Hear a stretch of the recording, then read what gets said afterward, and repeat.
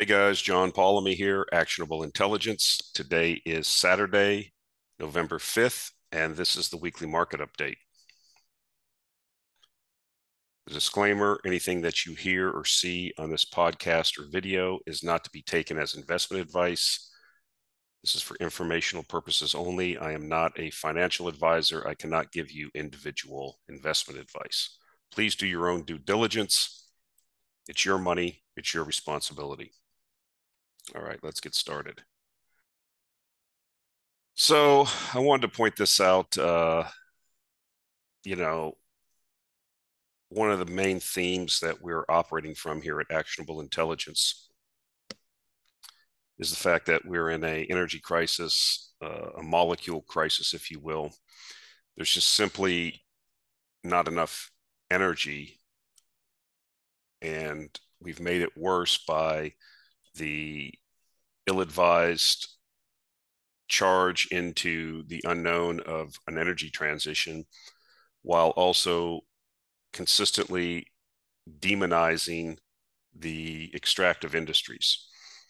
And so, if you know anything about energy, if you've studied energy transitions, if you understand the math behind what's required vis-a-vis or what's required for energy inputs into complex societies, you should have already known that we weren't going to be able to get off fossil fuels in any type of short-term time frame. But as we know, and is what is unfortunate is that our energy policies are severely, our energy policy, our energy planning is completely captured by politics and interest groups, and we've talked about this before.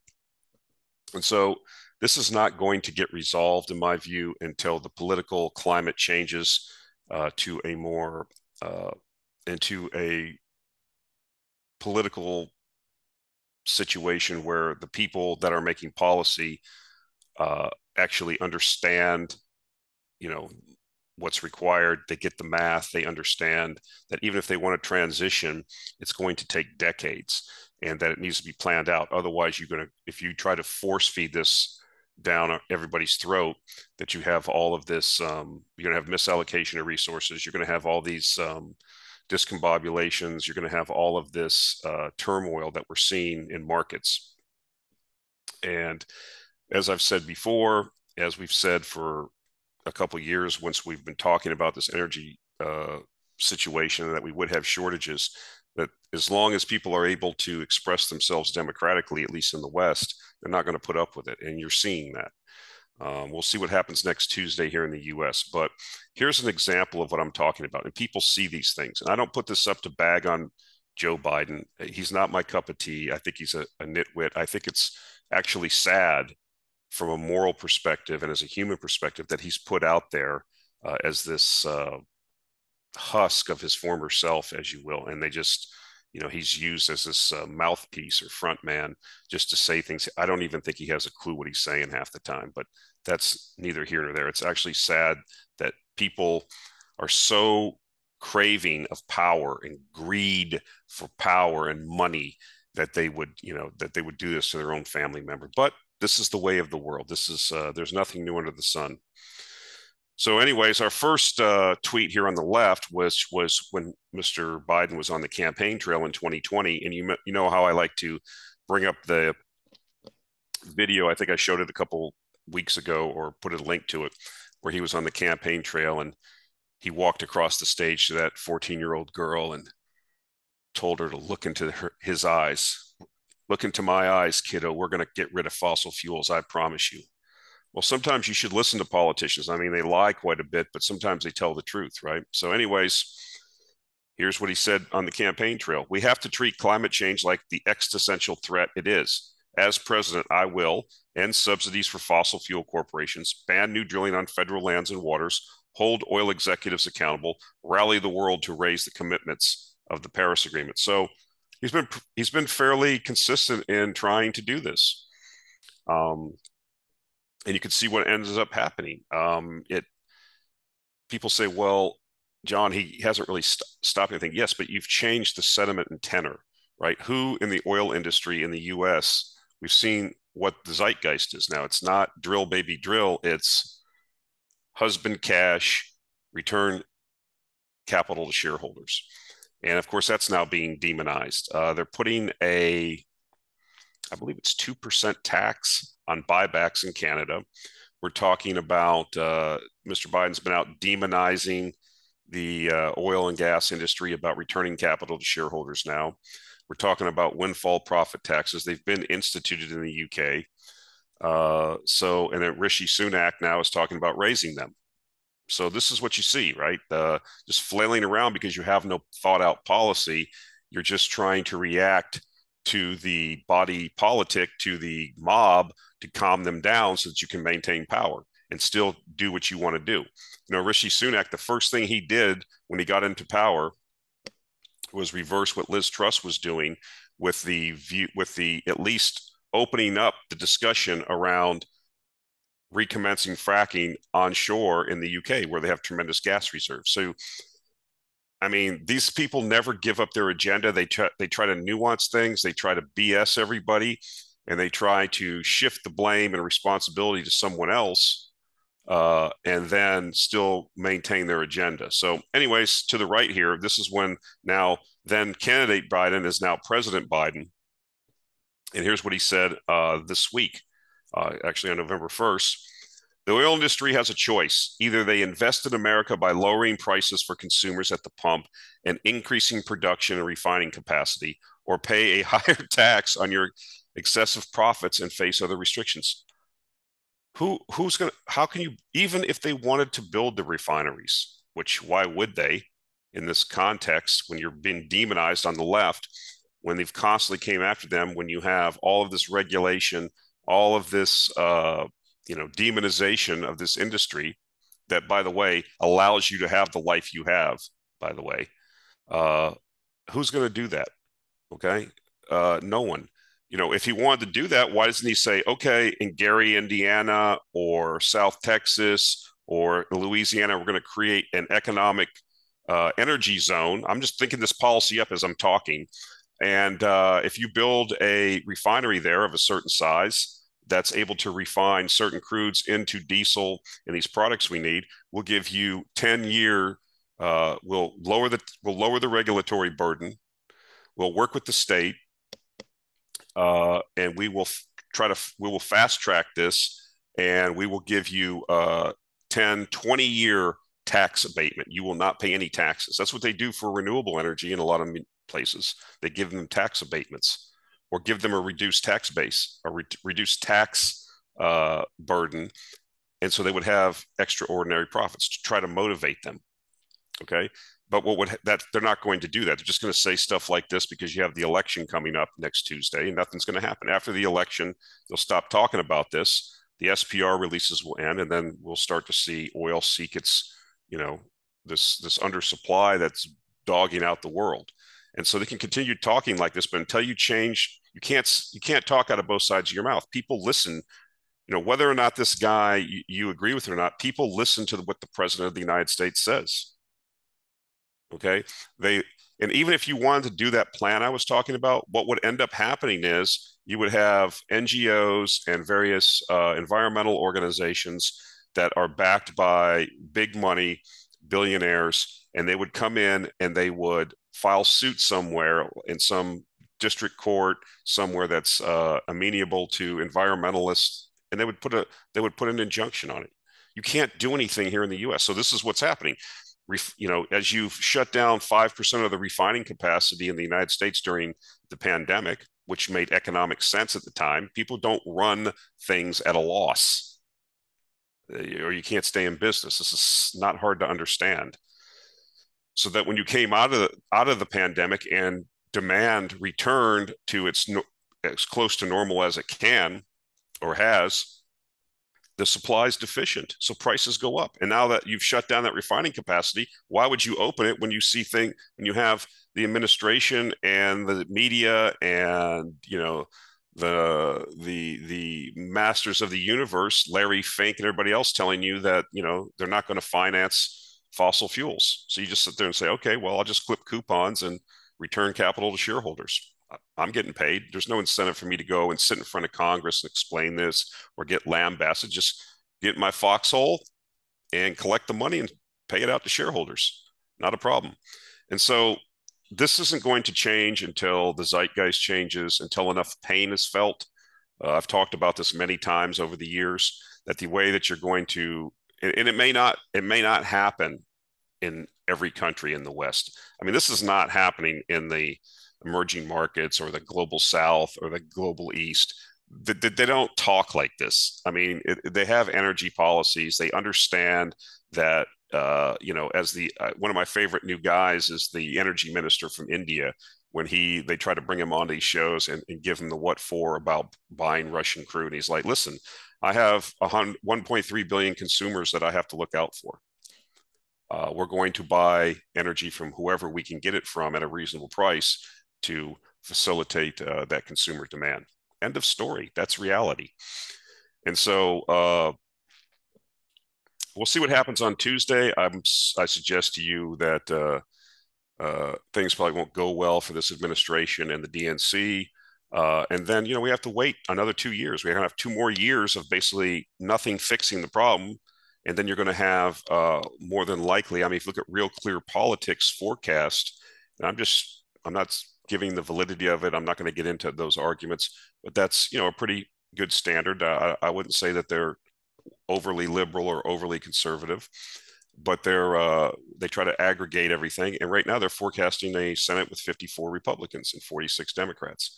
They're forecasting anywhere from, I think, 15 House pickups to 48 House pickups and several governor races that are going to go. I mean, it's going to be, I think, a lot of surprises on election day that weren't forecasted, that I think the anger in the country is pretty high. And so, doing things like windfall profit is going to be more difficult. So can they do something in the lame ducks? I don't know. I mean, I'm not going to get in. I'm not a Washington DC analyst. I'm just looking at it from a high level, but this is not how you get more oil production. This is not how you get more product. You sit down and you say, okay, we want to transition to whatever, okay, this clean energy. We want to meet these goals over the next few decades. We bring in all stakeholders and all views, okay? And then we come up with a national energy policy that encompasses that, all the inputs and the reality and the math. And you have that debate in public. That's what I would do.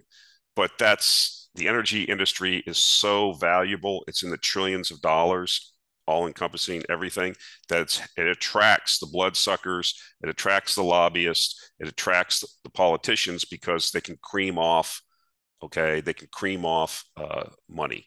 And that's what it's about: contributions, influence, because there's so much money involved.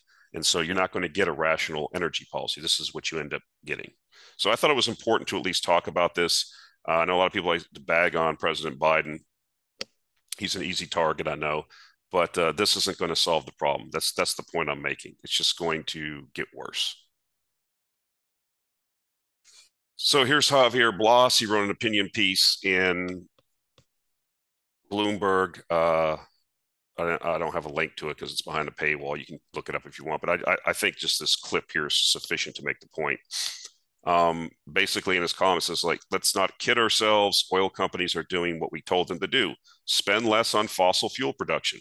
From green philanthropists to big Wall Street investors, the message has been nearly unanimous. That's exactly right.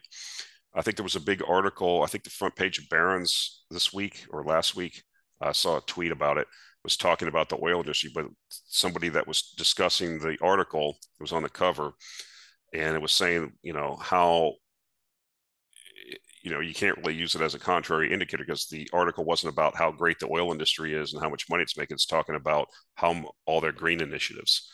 That's not a core competency for oil and gas extractors, but they have no choice, right? They have to do what they have to do to survive in the current political climate. And so they do these little greenwashing exercises. Like when I was building wind farms, one of the clients was Enbridge, which is a big Canadian pipeline company. They don't do this as a core business. They do it so they can point at and say, oh, look at our wind farms that we built. Look what we've done. And then what they end up doing is selling these things off at some point. I think Suncor recently just divested their wind assets because this is not a core competency, and these things are low return based on relative to the rest of their business. So um, this is what if you actually waterboarded the executives and the board members of these big oil companies, they don't want anything to do with it. That's not what they do.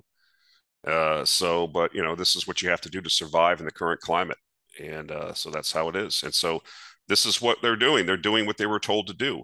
And, and they're being demonized for it. It's a catch-22 can't win situation. But this is the opportunity, right? This is the opportunity for us, as I've talked about before, because, it's the investment world is going to possibly contract because of all these, like in Europe, there's a company, Vermilion Energy. They have a big offshore gas field in Ireland. They're all over. They have a lot of onshore stuff in Europe that they could be doing, especially in France. There's still a lot of in-place oil and gas, and which they can't exploit. But I think, they were really affected by the windfall profit tax that just came out in the UK, right? I think somebody analyzed it, and before the windfall profit tax that went into effect, their free cash flow yield at current prices was about 60%, and that's dropped in half now. So basically, I don't blame the politicians. They're just doing. I don't blame I don't blame an instinctual animal doing what it does, attacking or killing. I don't blame a fox for killing chickens. This is what it does. And I don't blame politicians for trying to play to the mob or try to suck up to different constituencies or benefactors for political contributions. That's what they do. So I wanted to show this because this is very important. Another good guy to follow on Twitter, Charlie Billio. Back in August 31st, 2020, I've been banging the drum on energy on these videos if you've been following me for several years. Well before it was obvious what was going to happen, by the way. But I think this was interesting to point out because it's illustrative of what I've been talking about. Um, you know, this is back when tech was the rager, during the pandemic, tech, all this work at home. We were, this articles were written, pundits came out talking about the pandemic is such an opportunity to transform society and blah, blah, blah. And all the stocks went off. Peloton, people are exercising at home, Zoom, all these things, and all these stocks went crazy, right? And so, you know, what happens a lot in the indexes is they have a tendency for recency bias too. So they remove, and at the time, energy sucked, right? Nobody wanted to invest in energy. It was horrible. We had negative $47 a barrel, spike down. You remember all this. Those are indications of bottoms, folks, not, you sell out and buy into this because it's never different this time, regardless of what people say. And it wasn't different then. And so what happened is this basically shows you the chart. They took ExxonMobil out of the Dow and put Salesforce into the Dow. And this is the performance since then. As you can see, Salesforce is down 43% and Exxon is up 218% because of what we've explained before, which I'm not going to keep reiterating to bore everybody and trying to, how many times can we talk about the same thing over and over? But this is illustrative of what happens. This is what happens. This is why I talk about like when these fund managers, these ETF managing companies, a sector will become popular, so they'll create an ETF. Why? Because they're trying to capitalize. They're not trying to make you money. They're trying to capitalize on getting assets under management so they can cream off fees. And so that would be an indication to me that when they do that, that's near the top of a market. Conversely, they will get rid of these ETFs, cancel them out as the assets under management. There's no longer a fertilizer. They got rid of the fertilizer ETF. I don't know all the dates. This is like over the last few years. They got rid of the coal ETF. They got rid of the shipping ETF. What are some of the best performing sectors over the last couple of years? Okay, certain sectors of shipping, coal, fertilizers. So these are if you understand how things really work, you can use some of these things as clues, right? Um, and that's what I do. That's, it doesn't, it's just being clever. It doesn't take, you know, tremendous amounts of brain power. It's pattern recognition. This is basically all it is, and mean reversion. People ask me, like, what's my key to success in the markets? Well, that's basically it: pattern recognition and mean reversion. I mean, and being able to have the constitution that when a blown up sector is down 90% and I can see a thesis or catalyst and make a logical case for it, that I can sit there for 2 or 3 years until it, catches fire and the rest of the market realizes what I already know. That's it. But this is an excellent illustration, and I just wanted to show you this because you're going to see more of this. Currently, I've said this in the last couple of weeks, I think, on the videos and podcast. My expectation is that this outperformance by energy will continue. Back in the late 70s, early 80s, my dad used to get all these, it was called daily charts. It would come every week. It was just like this, it wasn't a magazine, but it was like all these charts, right, of uh, different companies. And you would get the main one in the start of the year, and then you would get updates like every month or every other week or something like that. And they would highlight like the outperforming sectors. I just love going through that because I could just remember seeing like all of these. This was during the time of when energy became like 20 or 25% of the S&P, and you just had all of this tremendous outperformance for many years of the energy sector. And then of course it tops out. All this capital comes in, and then you have collapse in prices because of everybody's trying to capture the outsized returns. We've talked about this before, but this is what you would see. There's charts like this for these oil companies. I remember one of my favorite ones I followed, and I was just shocked. Like over 2 or 3 year period. This is like when I was a teenager, like 12 or 13, and it was like Dome Petroleum. This thing would just keep going from the lower left to the upper right, like ExxonMobil is. Now, I'm not advocating you go out and buy ExxonMobil. I'm just showing you this. But, currently energy is, I think, like it bottomed at 3% of the S&P. I think it's up to like 5% now. Can it go back to 20 or 25? Why not? Why couldn't it? Especially in the environment we're in. But I think that the outperformance can at least go back to 10%, which would double the sector representation of S&P. Probably go further, right? So um, we have a 3 to 5 year, possibly 10 year run here ahead of us. So there will be volatility, there will be pullbacks, but the world's short of energy and it needs more energy, and we've been standing on the brake while pushing the accelerator to the floor. And at some point, I think the foot's going to come off the brake and things are going to break free. Um, I don't know if you've been paying attention, but I've been a big advocate for oil field services, both offshore and onshore. They really haven't moved. I mean, some of the stocks have, but most of them still haven't. And if it's been pretty consistent listening to the conference calls, that not every company outperformed, but I think it's pretty consistent. Some of them did perform tremendously. I mean, I talked about Schlumberger a couple weeks ago. I mean, that's the 800-pound gorilla. But all of them have been pretty consistent about saying we're in a new upcycle. They've been giving, positive forward guidance. And a lot of the companies, and I think people are starting to wake up to it. People were sleeping on oil field services, and especially offshore. And that's now, I think, changing. So capital will start coming in there. Your window of opportunity for buying things cheap is closing. And we have, I think, an overrepresentation of stocks, oil field services stocks, both mid cap, large cap, mid cap, and small cap Canadian oil field services onshore are a tremendous niche, in my view, tremendously undervalued, and great opportunity over the next couple of years. Again, here is another chart showing the outperformance of value. and growth, the underperformance of growth relative to value. It's only just getting started. You'll note if you go back to the tech bubble back here, you will note you're seeing something similar to what you're seeing now. And what you see is what I wanted to point out is during the last time this happened, growth underperformed value for almost 10 years.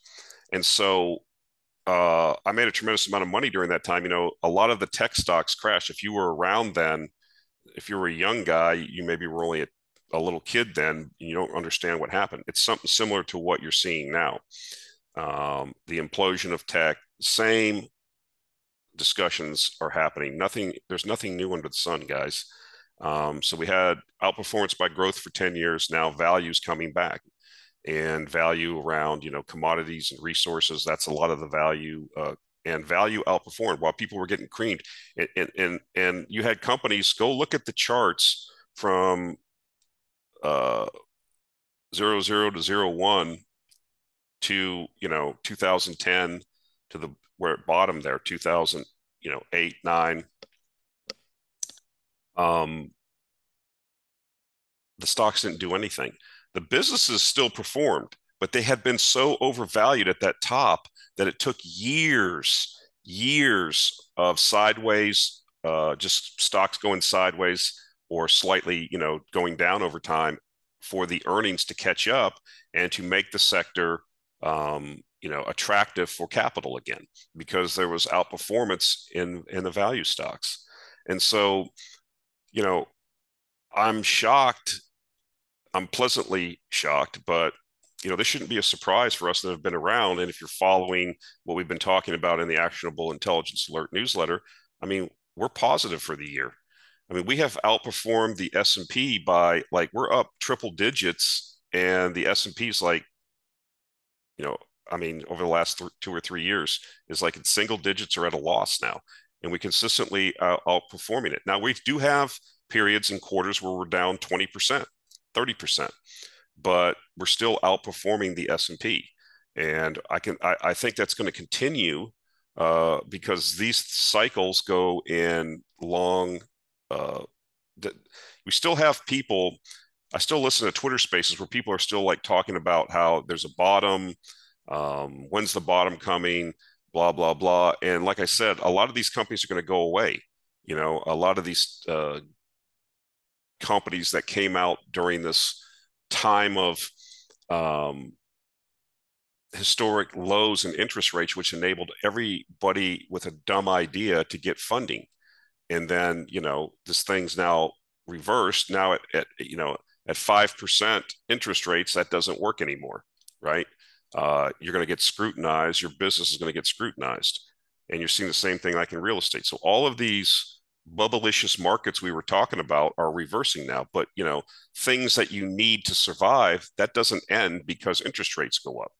And if we've had tremendous underinvestment, as I've said before, if you don't grow it, you have to mine it. And we haven't made those investments because that wasn't sexy. That wasn't cool. That wasn't, where anybody wanted to work.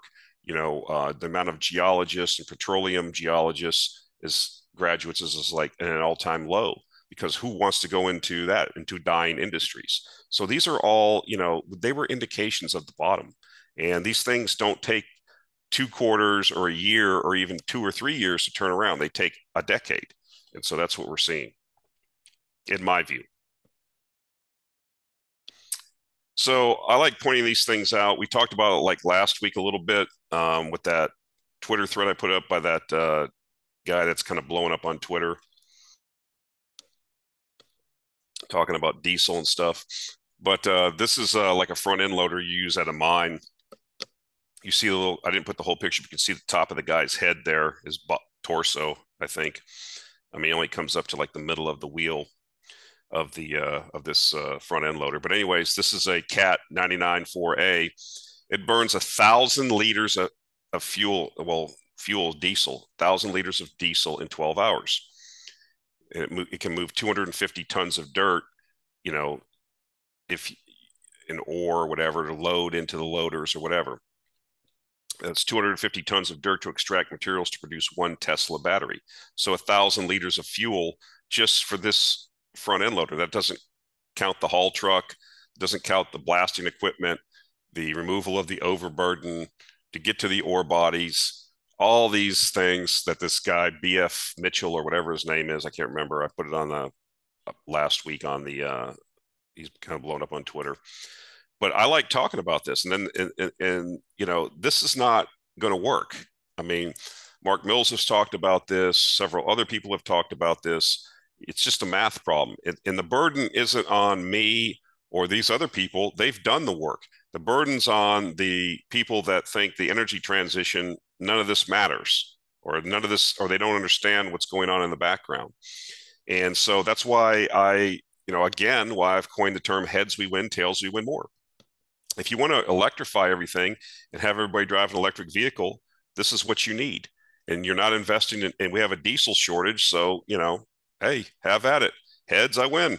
You need diesel, you need oil, you're crimping on the reinvestment, I win. You want to produce everything electrified and batteries and everything, but you don't have the necessary resources for that either. So those prices, lithium prices are at near an all-time high, I believe. Tails, I win more. It doesn't matter, okay, because you don't have the rational energy policy. People haven't thought this through. People just think things are cool or it sounds good. And again, as I've said before, you go stand in front and talk to the hoi polloi, the mob, Bubis Americanus, and, coming out of Walmart or grocery store with your clipboard. And, are you for clean energy? It's like how you structure the questions. Of course they are. Everybody is. Who doesn't want clean energy? Who doesn't want a clean environment? But how are you defining these words? How are you defining, what the cost is? Because then if you say, okay, well, in order to have clean energy, which you said you just wanted, your energy costs, let's just use an example in your 2,800 square foot house with a pool in suburban Houston, has to go from $250 a month to $750 a month or $500. They're not interested in that because they don't feel the effects that you talk about climate change and people are like, well, everybody keeps talking about this disaster, but I don't see, I don't feel it. It's not impacting me directly. And so their human mind with all the other things they have to worry about in real life that are actually happening, that are affecting them, these obscure, out in the future problems are not high on the list. That's just human nature. And so heads you win, tails you win more. We'll see how it goes until we have, like I said, a sit down, well thought out energy policy. I'm just going to keep doing what I'm doing. It's working. Heads we win, tails we win more. I guess I could sit down. I mean, I'm kind of lazy. That's why, like, when I see these things, I mean, I guess I could sit down and find out all the different types of mine equipment, how much fuel they burn. It's interesting. I retweeted this tweet, and of course, you get, the true believer or the wag comes on, and he puts a reply showing an excavator. If what an excavator is, it has that, it's hydraulic digger with a bucket on the front, and he shows that a prototype that Caterpillar was showcasing in Germany, but it was a small excavator. It's not on the size that you would need to move ore. Okay, and of course it was a prototype. It's not in actual manufacturing. They showed another. So that's what you get from people. It's like, okay, bro, yes, you can make a battery operated excavator. How long does it operate? When I'm out on the job site, how do I recharge it? How long can it run for? Because if I'm on a job site doing work, I'm working as long as there's light, dawn to dusk. Okay, if I'm trenching, or if I'm making an excavation, or whatever I'm doing, and I'm typically, or if I'm putting in a pipeline, I'm going across cow pastures. This thing's moving. Okay, this whole train of equipment is moving down the line. I'm just using an example. How do you do that with a battery charged excavators and crane and pipe movers and bobcats and front end loaders? It doesn't make any sense. And so if that's your answer, okay, well, until Cat comes up with a or front end loader of this size that can work, 24/7, 365, unless it breaks down or it's in maintenance on batteries or electric, then I'm not interested in talking to you. That's just not a good response, but that's what you get.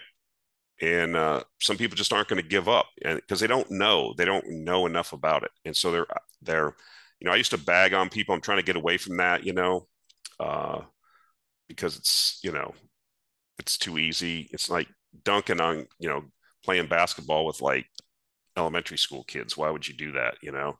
And then, you know, getting in their face because you swatted the ball away when the kid took a shot. It'd be kind of bizarre. But, you know, these people, I don't have to do it. I'm here to make money. And it's obvious what's going to happen. And I don't need to convince anyone anymore. I'm not a policymaker. But this is interesting. And until you can show me how you're going to electrify this, uh, yeah, I'm not interested in talking to you. Heads we win, tails we win more. Another article in Bloomberg. A year ago, world leaders agreed to phase down coal. Since then, consumption has set records. And so, you know, if you've been invested in thermal coal producers, you've done tremendously well. I don't see this changing anytime soon. As a matter of fact, you know, they're temporarily in Europe, you know, restarting coal plants because of the situation that they're in. So this was another article I thought was interesting. No credible pathway to 1.5 degrees Celsius. So leaders from across the European Union are gearing up for the COP27 conference, the UN climate change conference that aims to put the brakes on climate change and limit global warming to 1.5 degrees Celsius, a theoretical aspiration that has become increasingly detached from the reality on the ground. Thank you. I've been saying that for a long time, and now it's starting to become mainstream. There is, quote, no credible pathway to 1.5 degrees Celsius in place, unquote, a UN environmental report concluded last month. Faced with the prospect of widespread blackouts and rationing, countries have made security of supply their top priority, even if it comes with a high economic and environmental price tag. There you have it, folks. We've talked about this.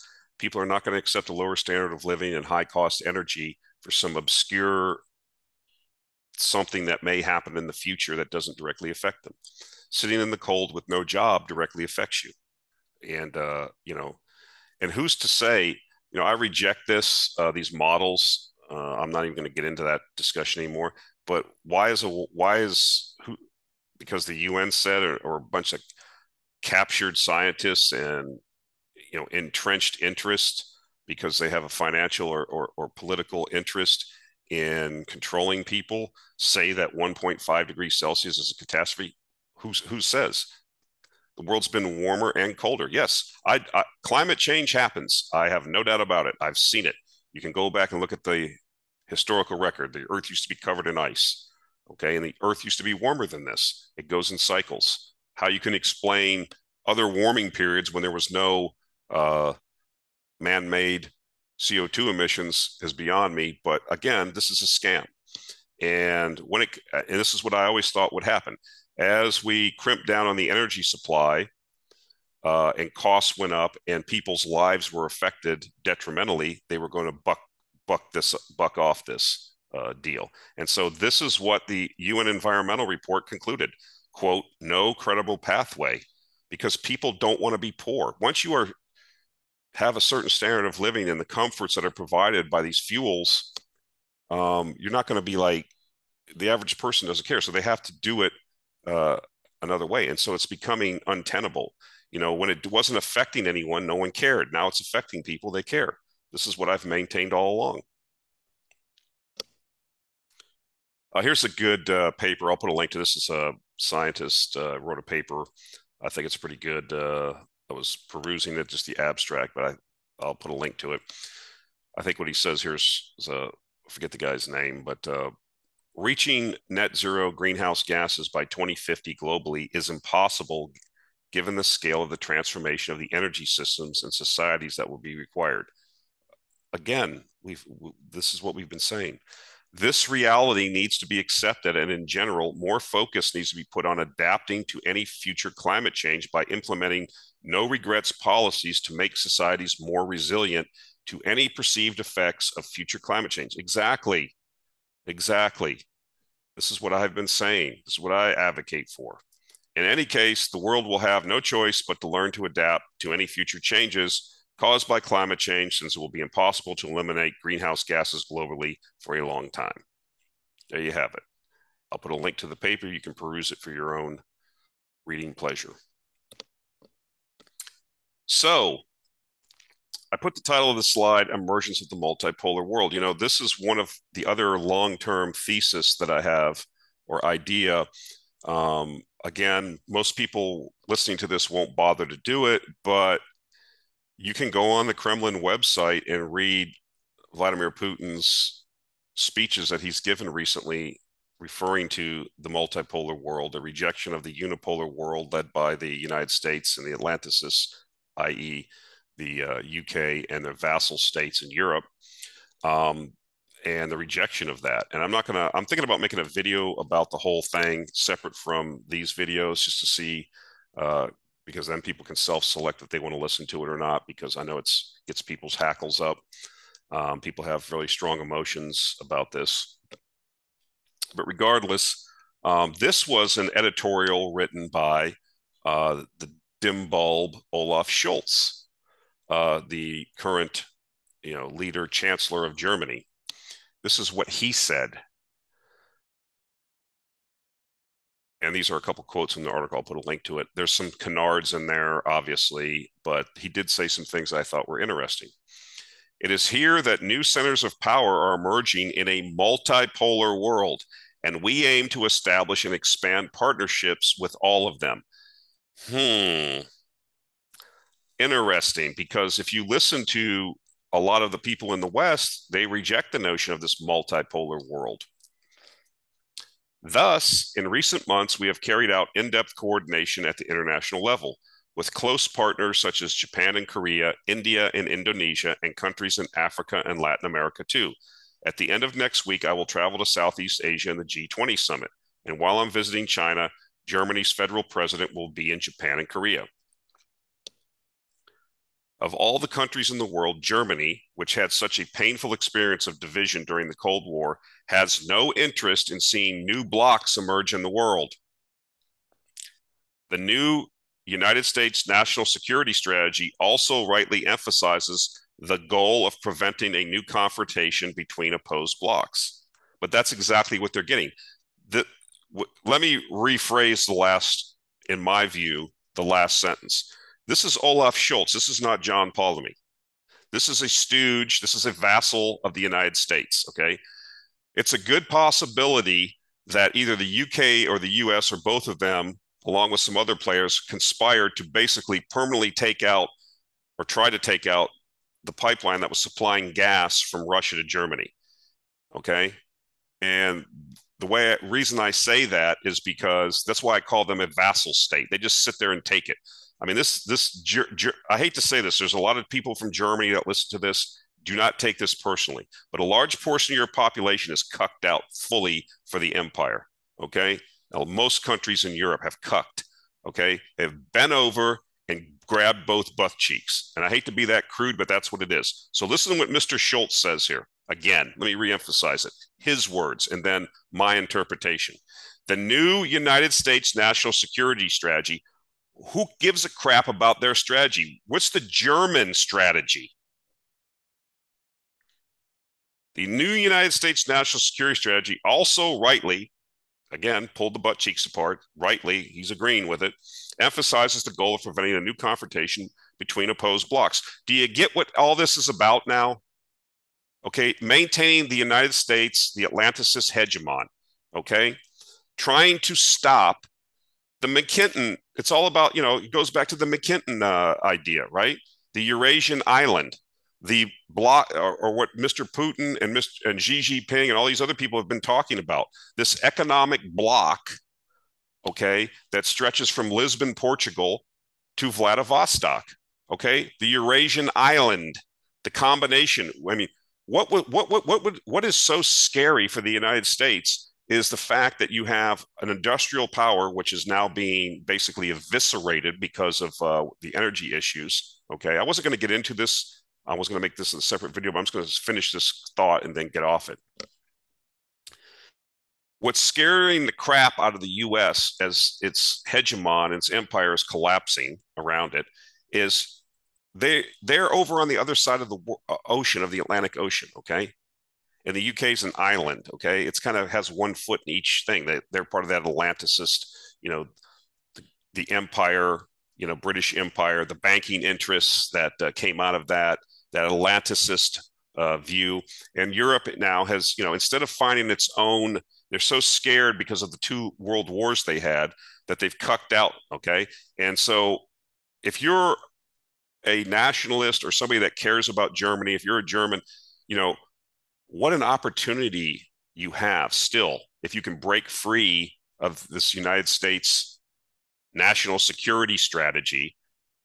You should be working with Russia to take in the cheap raw materials, that energy, and that industrial powerhouse that is Germany, and the products and the relationships they could have with that entire Eurasian bloc. I mean, with the Belt and Road initiative, building transportation links from China through Central Asia to Europe, and how that would open up everything. And why the United States doesn't like that is because it won't be involved in it. It's going to be stuck on the other side of the Atlantic Ocean. This is what all this is about. And so Mr. Schultz is telling you in coded language, or maybe maybe it's just my own biases, what's really going on here. And so they're trying to, I guess, the deindustrialization of Germany is underway. Are you telling me that after Nord Stream was blown up, if Russia did it, they did it in other people's waters, national control of their waters. Swedes and Danes or whoever's investigating this, it would have been all on the front page news. Here's all the proof. Here's pictures. Here's evidence that the Russians did it. You don't hear that. It's all national security. It's been swept under the rug because we know. So that circumstantially, I mean, I cannot say definitively. Circumstantially, this was an opportunity. I mean, Mr. Biden is the one that said it, that under no circumstances will we allow this to go forward. And so, what a tremendous opportunity has been lost. Okay, not only for Germany but the entirety of Europe. And eventually, this is going to, be, I think, a problem.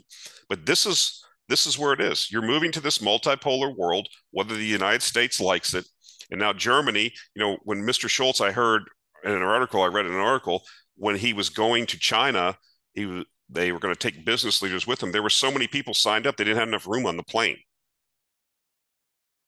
So this is what's happening. This is one of the deglobalization, the deindustrialization of Europe, this trying to stop this Eurasian, island economic, and political. When you become tied economically, you're politically become more tied together. And so what would be the purpose of NATO? What would be the purpose? We don't, we wouldn't consider Russia an enemy.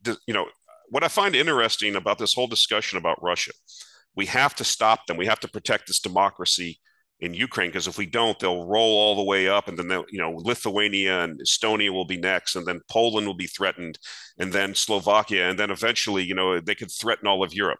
But in the meantime, when I read the battle reports every day from the ISW, which is the Kagan outfit, and some of these other pro-empire reports, the Russian military is full of drunkard Mongols, riffraff.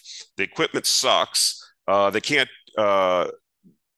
walk straight and chew gum, but yet they're going to take over the whole world. You can't. It's the same talking out of both sides of your mouth, like on energy policy. So I want to stop there because I'm going to make a separate video for this, because this just gets people riled up. But this is Mr. Schultz. This is not John Paulemy saying this. And so I would suggest you read it, because this is what is happening. Like I've said before, the amount of political, economic, and social change that's going to happen in the next decade is going to shock the world and shock people. And if you are not paying attention, and if you have wedded yourself to the old playbook like our octogenarian leadership in Congress and the president have, then you are going to be shining my shoes. It's that simple. So here again is another thing. I don't want to keep belaboring this, but this is pretty close estimation. This was on Twitter.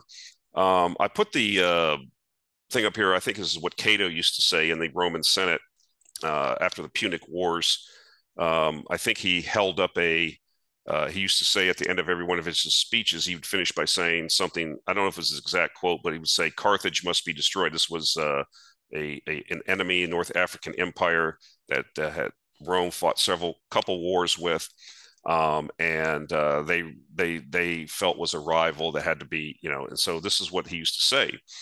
And so it's kind of reason I put this up here is because all of this animus towards, you know, Russia, and it must be destroyed. We will not be satisfied until, the government in Russia is changed. Changed to what? Do you think that if you bring down the government in Russia, that you're going to get some liberal, Jeffersonian liberal that's going to be like Olaf Scholz and bend over and spread his butt cheeks so that all these business interests and banking interests from the West can go in there and exploit the $75 trillion in resources? Do you think that might have something to do with all the animus towards Russia? Look at some of the other countries on this list. Iran, 27.3 trillion, Venezuela, Iraq. Are you starting to get it? Okay. We live on a finite world with finite resources. Control of resources and economics, is an imperative for some of these people. And I'm not, I'm just pointing this out. This is a fact. The optimum situation for the West and for the empire, for the hegemon, is to see the collapse of the current Russian political structure, the diffusion of the Russian Federation into multiple smaller countries, probably tied around different ethnic. You'd have you know, European Russia, you'd have, the Ural region, Siberia, all these smaller, 8 to 10 or 12 different states, statelets, if you will, who would be in constant conflict. And then that would open up the opportunity for the Western banking and business interests to come in and exploit. This is what the West does. So just pointing this out.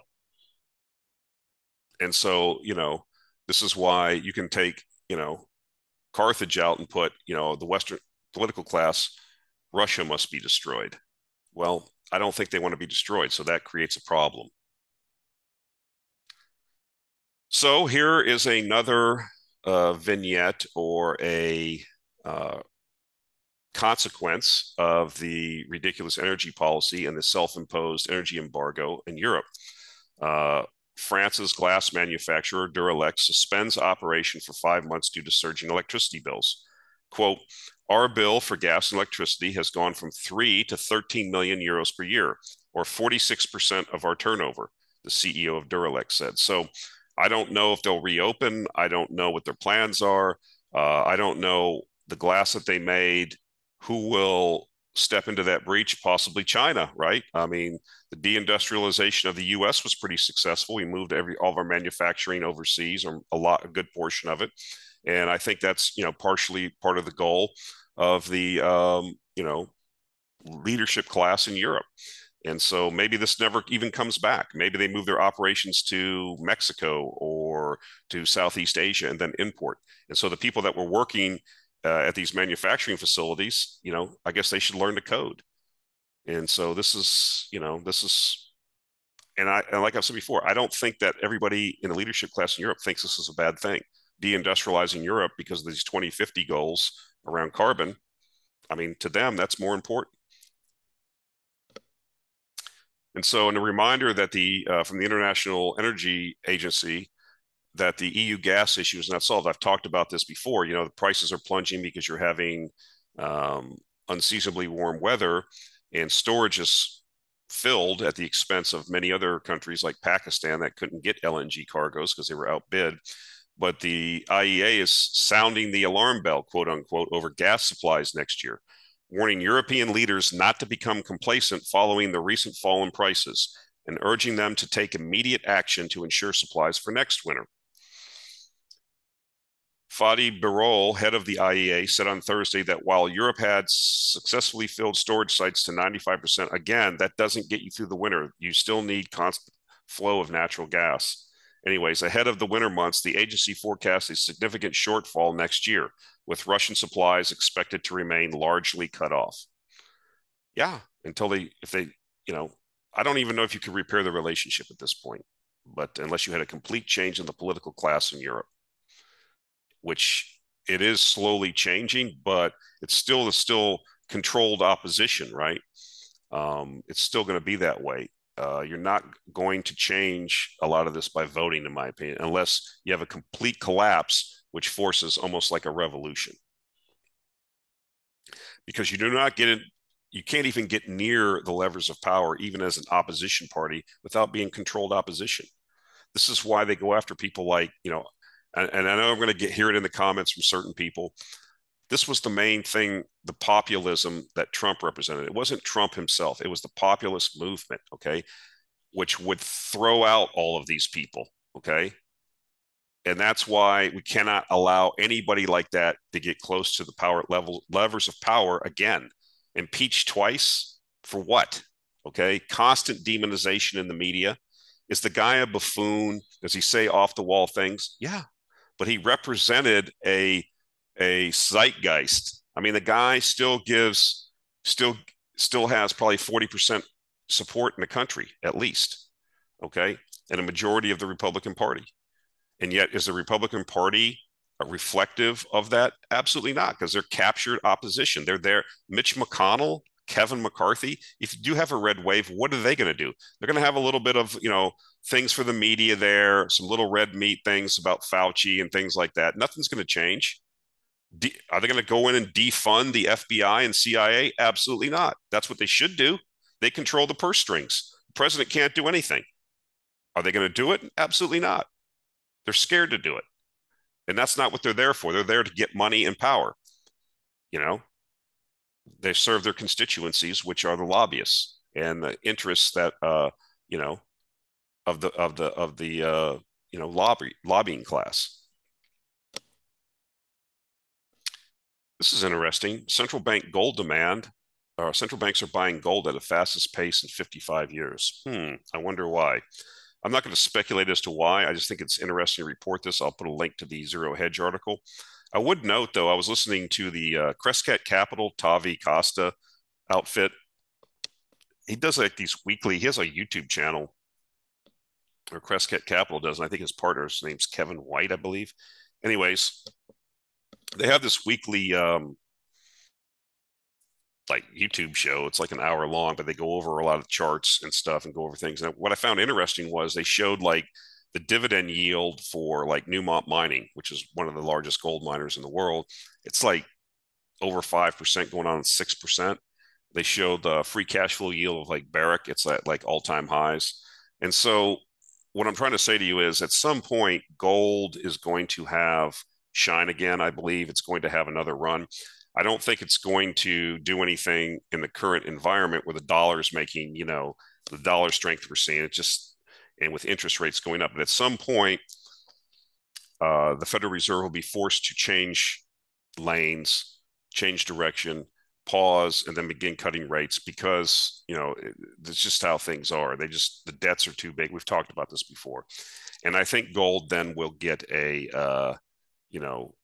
we'll see new life. Let's put it that way. Are we close to that? I have no idea. That's the thing. I think once the pause comes, we're moving towards that. The economic conditions are rapidly deteriorating in the United States. And at some point, something's going to break, and then they're going to do what they always do.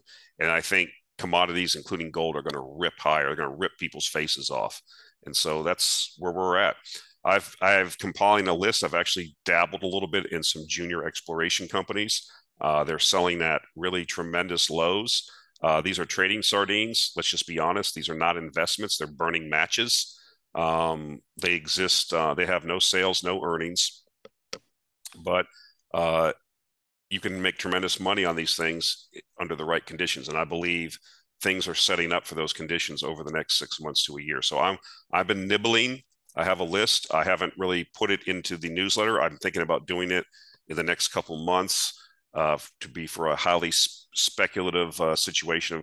And you want to buy a basket of these things, right? You want to take like 10 or 20 grand and put 2 grand into like 10 names, right? And most of them probably won't do anything. A couple of them might go up several thousand%. That's what you want to do. Because like I said, these things just gobble up capital. They have no sales and earnings. And what you're hoping for is a just general run in the gold and silver prices, and then it pulls these things along with them. These things usually go up 3 to 5 times what the metal price does. So right now you're swimming upstream against the dollar and against interest rates. You don't want to be buying gold and silvers, but with the producers, even, you know, with their costs, they've been in the past. The downfall of a lot of the mining companies was they would get flushed with cash, and then they would go out and do all these crazy things, like make these crazy acquisitions at the cycle high, dumb business decisions. Instead, what they've done this time, for the most part, they have a tremendous amount of discipline, and they're advocating for shareholder returns, and so that's why you're seeing these high dividend yields.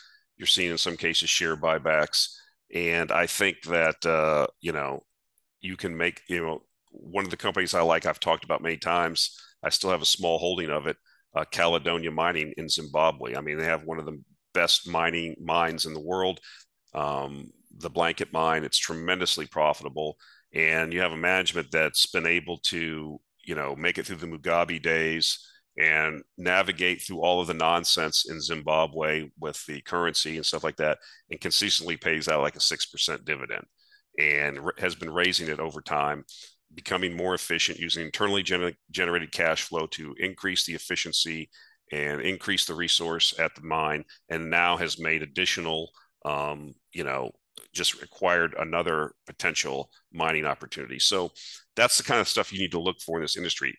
It doesn't really do anything. You just clip your coupons while you wait. But in a gold run, companies like that will do well. And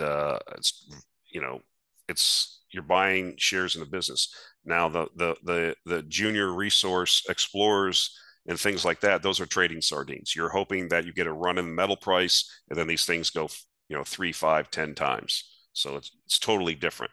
But I think there's an opportunity starting to build there in this market. The timing, I don't have it nailed down yet, but probably looking to go more heavily in maybe the first quarter of next year.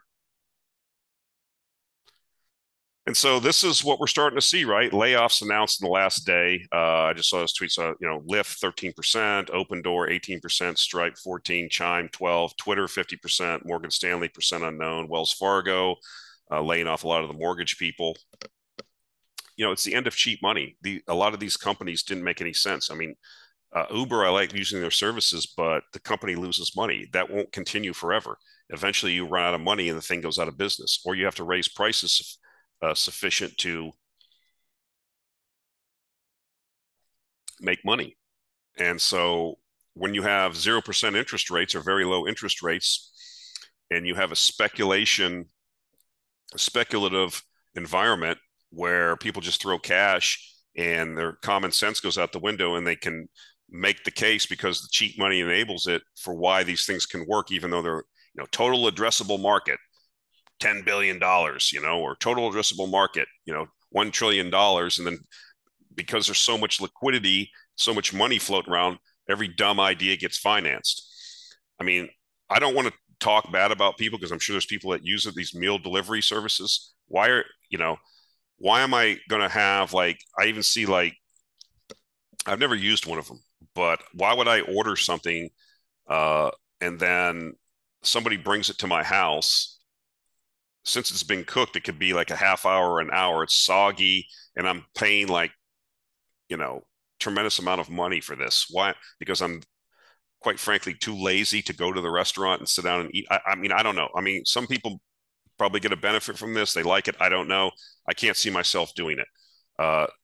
Again, maybe because I'm older and I just don't do that. But none of these things would work if there wasn't unlimited capital to keep funding these ideas. And that's gone away now with rates going up. Liquidity shrinking, Dumb ideas are going away, and so this is what happens, right? We have to cut back because Twitter's losing 4 million a month, 40 million a month or something, or 4 million a day or something crazy number. And so you see those. I got in trouble for this on Twitter because you see these dumb, a day in the life of a Twitter project manager or whatever, product manager. Oh, I got up at 7, then I did my yoga, and then I had this, and then I went and got my coffee at Starbucks, and then I went to the thing. We had breakfast at the office, and I went up on the rooftop and did a little bit of work and got some sun. Then I went to the private nap room. Then they had lunch out there, this gourmet meal. I mean, this stuff all costs money. Who's working? Does anybody work there? Well, evidently not, because they just got rid of 50% of the employees, and Twitter's still running. So I mean, we'll have to see. But I think my experience working in large companies, I hate to say this, is that it's Pareto's law again. I mean, 20% of the people do 80% of the work. You can get rid of a lot of people and you wouldn't even notice it for the most part. And I think, cheap money enabled a lot of dumb ideas to get traction. And now we're seeing that reverse. And so a result of that is Wells Fargo mortgage staff brace for layoffs as U.S. loan volume collapses. Let's look at this highlighted section here. The bank had about 18,000 loans in its retail origination pipeline in the early weeks of the fourth quarter, according to people with knowledge of the company's figures. That is down as much as 90% from a year earlier. 90%. Mortgage originations at Wells Fargo down 90%. No one's buying houses because rates are too high and prices have not come down to compensate. Man, I am over here rubbing my hands together. I just read a book about 4 or 5 months ago. My new hero for investing is a woman called Hetty Green. I mean, she was a really weird person, but she was like in the late 1800s, early 1900s. She was known as the Witch of Wall Street. She kind of had an unfair reputation. But she was a very wealthy woman. She came from a New England whaling family that had accumulated some wealth from whaling operations. They had been in Connecticut or something like that. I can't remember. Anyways, she didn't really have any brothers. If you read the book, how she basically came in control of the family wealth, and then how she, expanded it over time, over many decades of her life. Now, she was kind of weird. She didn't spend any money. I mean, she took the millionaire next door thing to the ultimate. She would live only had one set of clothes, would just eat cheap food. I mean, I don't advocate all that, but just what she would do. I mean, she had an office set up in Chemical Bank. People would walk in there and see her, and she would just go to the office every day and clip her bond coupons. But she had real estate holdings all over the United States. And what she would do is just wait for things to become cheap, or she was kind of like Warren Buffett. People would get themselves in trouble financially, and then they would come to her for a bailout, and then she would be able to extract these, very lucrative and beneficial to her terms. And she was really able to expand her family's wealth. Now I think she had a daughter. She didn't treat her daughter very well. She made her wear old clothes and stuff too. It's kind of a sad story. It's kind of an interesting story if you interested in building wealth, and I like the historical things about these famous people or these people that were financiers and stuff. And you remember she did this in a time when women really weren't involved in these things. But if you read, she did have, and she was very, very vindictive person. I mean, she really kind of pushed out her other relatives. She really got control of everything. Now, I think she died pretty lonely and stuff at the end. But getting back to the story, and why this is exciting for me is because this is going to create opportunities, folks. I mean, this is like my little hobby sometimes I do on Sunday afternoons for an hour or two. If I see drive around some of these neighborhoods where I live here in suburban Houston, just looking at some of the open houses and looking at the traffic and stuff that goes in, or perusing Zillow and starting to see all the price cuts now. Because I think if this continues, prices are going to have to come down, right? People are going to, people keep saying, well, nobody's going to sell, blah, blah, blah. Well, things happen. There's things that happen in life, right? Divorce, death, and, things like that. People move, all kinds of things happen. People get sick, they get divorced, people die. And so selling the house there's constant turnover, right? And I think that, I listened to a podcast this last week, is this whole Airbnb thing where everybody thought they were going to make free money, people buying these Airbnbs. That's kind of collapsing now. It was kind of interesting listening to that about how fast that's collapsed and how stupid that was. Again, enabled by, very low interest rates. I mean, it's no secret I was able to lock in a VA loan for my house, under 3% or right around 3%. So basically with inflation at, 8%, I'm basically negative rates, right? So, but I think this is interesting because why I bring up Hetty Green is because that's what you need to be thinking about. I'm not trying to be a real estate empire builder, but if I can buy a really nice house in a nice neighborhood for cheap, things bottom out and then recover at some point. At least that's what you hope for. But we'll see. What I think is interesting is just watching these things and then the opportunities that open up, right? And how to take advantage of these things. And the thing I guess I want to emphasize when I'm talking about, Green or Buffett or Munger, you have to have some capital, because if you have capital at these inflection points or after these financial discombobulations, I like using that word for some reason, but you have opportunity. Your opportunity set explodes because if you have money at the bottom, then not only can you get good prices, and remember, pay what you pay for an asset, whether it's a stock, piece of real estate, whatever, a bottle of, vintage wine, whatever it is, that determines what your profit's going to be, right? Or your returns. Because if you buy at the lows, then, your ability to make money goes up. And if you get a chance, read that book because it's kind of interesting how I mean, she kind of like built up her wealth to almost to the point where she was one of the wealthiest people in the United States at that time. So, and that was the whole thing, example after example of stepping in or people coming to her when they were in dire straits financially, and she was able to set the terms. And that's what I think people are going to be able to do, like in real estate and a lot of other things. At some point, I think the situation in Europe will change. Right now, I think Europe is more uninvestable than China. But at some point, things are going to change or have the possibility of changing. And then we would change our view, and there will be tremendous values. The same thing will happen in a lot of these growth stocks. We'll weed out, pets.com doesn't exist anymore from the first internet bubble, right? And so a lot of these other companies I just highlighted before, they're going to go away. And then changes will be made, managements will change, restructurings will happen. And then we'll be able to look at the cash flows and whether or not we have a real legitimate business. And then it'll be time to buy those companies because you can make a tremendous amount of money at these inflection points. I mean, oil will not go up forever. Value will not always outperform growth. So we have to be open-minded and open for these opportunities. So that's the point I'm trying to make here. So it's kind of a long-winded thing, but this is going to create opportunity in real estate. Again, I put up here another reason the average person has no wealth. I like following this car dealership guy. He talks about used cars a lot on Twitter. I thought this was an interesting tweet. I know this is getting a little bit long, but there's so many interesting, fascinating pieces of information this week. Fascinating chart showing percent of residents paying over $1,000 a month for their cars. Who in the heck has $1,000 a month car payment or more? That's crazy. That's nuts.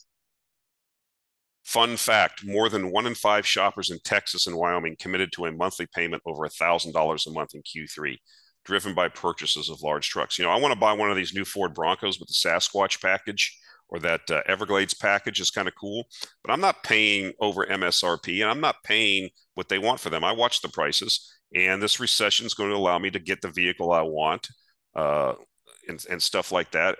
I believe at a bargain. You just have to wait because, I mean, as the economy continues to, unemployment will, I think at some point we're going to have an issue.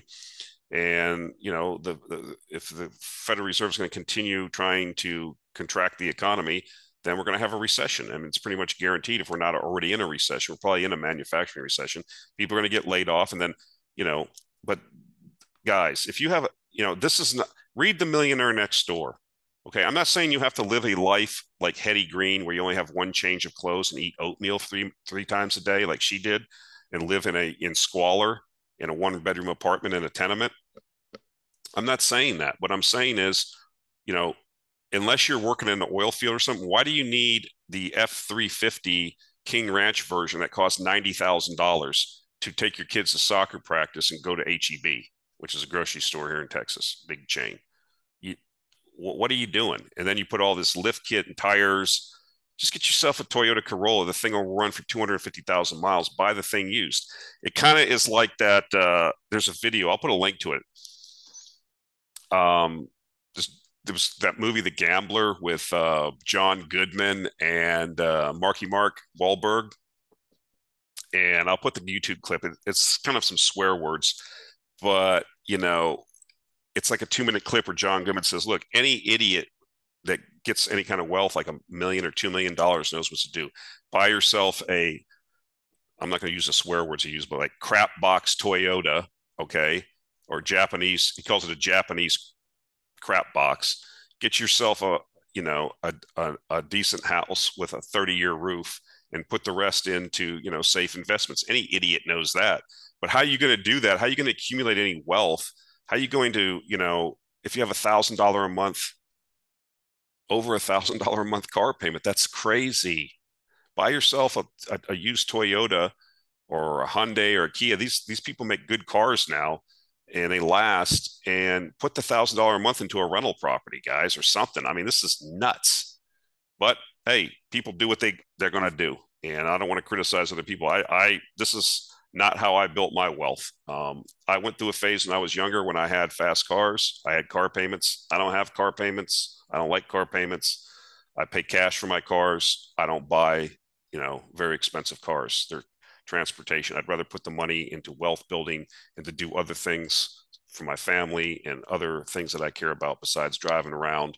If I was a pipeliner or something like that, or I had a ranch, well, that's different, but I don't. So what do I need this big thing for? So anyway, I just thought this was I thought it was shocking actually how many people are doing this. So I think this is the last slide. This is worth following. I kind of crossed this guy on Twitter. I started following him. I'm gonna do some more research. I really want to stay on this because this is what I thought would happen. And what I'm talking about is the pandemic. You know, what the I believe a lot of people are being injured by these so-called vaccines, and I think a lot of other people share my view. I think that the zeitgeist is changing now.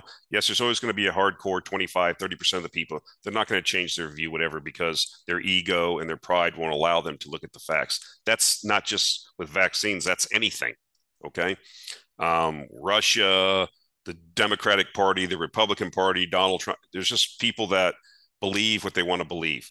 But people that are, this is what I thought would end up happening. I believe that the trial lawyers would not go after the pharmaceutical companies because they're going to be precluded from doing that because of the emergency use authorization. And again, as Robert Kennedy has pointed out, once they get it on the childhood vaccine schedule, these mRNA vaccines, then they're going to be completely shielded from liability. I believe that will change over the next several years as the fraud that was taking place. But here's what's starting to happen. The employers that mandated this, they are not without. So one of the things, if you remember, and I'm an expert on this, I used to be a bargaining unit chairman when I was on tools and I was an hourly employee. And we would constantly be arguing and fighting the contract with the company, violations, things like that. And one of our big things was safety and really understanding the OSHA regulations. We didn't, we wanted to protect our workers. It wasn't like to jam the company, but there's always going to be some guys in middle management or frontline supervision that are trying to just get things done and skirt things, even though they know better. And so you really had to know the regs. And one of the things that kept sticking in my mind when, especially even the company I was working for at the time was talking about possibly mandating things. And I pushed back a little bit on that. And I also saw some other people. I was gearing up to get an attorney and push back. And my deal was, okay, same thing with the masks. It was like, if you say want me to say go into a petroleum holding tank or a product chemical tank or something and do some work in there, you have to, as the employer, identify the risk. You have to educate me on that risk. You then have to provide the proper PPE, engineering controls, and procedures so that I can enter that vessel understanding what the hazards are, properly protected and trained to mitigate those hazards and yet get the work done. Okay. And so if you, as a condition of the employer has that responsibility. It's one of the first things in the OSHA regulations, if you open it up, that says that the employer has the responsibility to provide a safe workplace. Okay, well, that was some of the arguments some of the employers made. They said, well, because this is, pandemic, blah, blah, blah, yada, yada, yada, you have to take this vaccine to protect other workers. Yeah. The problem is if you put me into that vessel with like a forced air equipment or something and it's defective, you're responsible if I get hurt. You're responsible legally if I get hurt as the employer because you're not providing the right equipment or procedures or whatever to keep me safe. Even though it's for my safety, you have the responsibility, you have the burden to do that. And so when these mandates were made by these companies, this is what I thought their weakness was. If it ever turned out that these things were not effective, if they did damage people and you mandated it as a condition of employment, then the employer was going to be liable. Okay. Or you could make that case, and whether you could get it in a court of law would be a different thing. And so what I always thought would happen is the trial lawyers, which I despise for the most part, but in this case, the enemy of my enemy is my friend. If they get a case, here's what this Ben Carlisle says. He's a workman's comp lawyer. I just had my first hearing before a workers' compensation judge on a claim for an employer-mandated vaccine injury. The judge found sufficient evidence to proceed. Trial set for January. You can't sue Pfizer, but you can bring a claim against your employer. And so with 50 different states, with all types of different jurisdictions, and all types of views on this, I don't know if this is in a blue state. I don't know if this is in a red state. I don't know if this is in a jurisdiction where a large amount of the people, what they think about these vaccines. But if you get a jury trial, you remember what happened with asbestos, mesothelioma commercials. You've seen them on TV. You've seen the Vioxx commercials for attorneys advertising for people that were killed by Vioxx, which is a Merck drug that killed like 100,000 people. There's example after example. And so what I would suggest paying attention to is if this in fact gets traction, these things, the trial lawyers are going to swarm to this like flies to honey. It's just going to be like a floodgate opening up because that's what these guys are about, right? And so it only takes a couple cases here or there, and then you get case law, and then this whole thing could open up. And so this has the potential, in my view, to be the biggest thing that ever happened vis-a-vis being damaged by employers, like blowing asbestos and mesothelioma and that kind of stuff out of the water. That deal bankrupted several companies like John's Manville. I think W.R. Grace had to go through a restructuring because of some of these things. So a lot of companies had to deal, and they actually had to get the federal government involved to create a fund to bail out everything because the damages were so large just around asbestos. And this could be 10 times that, 100. I don't even know. You can't put a number. So we'll have to follow this. But this is what I thought the vector for bringing this thing to light would happen. And I think the mindset's changing for a lot of people around this whole deal. And excess deaths are up. Why is that happening? It's not COVID deaths. So why are these excess deaths happening? So I think a lot of information, and then a lot of stuff's going to come out in discovery. And then, you only need, if it's a jury trial or a judge that's sympathetic to workers or labor, you can, you get the right jurisdiction with the right judge, and next thing you're going to have a big problem on your hands. And I think the insurance industry is in the same boat. We've seen people talking about the excessive amount of deaths and the payouts that are having to happen, and the actuaries are scratching their head because they can't figure out why this is happening. And so, anyways, something to keep an eye on, because I remember even like a year ago, seen a news item somewhere, or at least an article somewhere, where like one of the bar associations, I think it was Colorado, was already having like discussions among their members, like a symposium, if you will, or part of their training session that they have every year. And this was one of the things they were talking about, was how to pursue these vaccine injuries. So I think there's this could be a big game changer. All right, not to stay on that too much. Again, guys, thanks for the viewership. Again, we say some provocative things here. I hope we didn't offend you.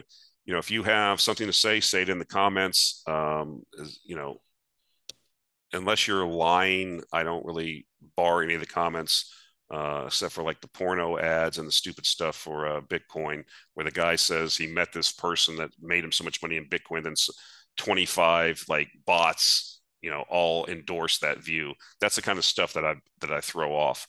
But I've had people call me names and stuff, or disagree with me, or call my mom names. But I won't go in for lying. If you make an assertion, then you have to back it up. Or if you don't, then you'll be thrown off too. So anything that I say, you know, I don't always get it exactly right.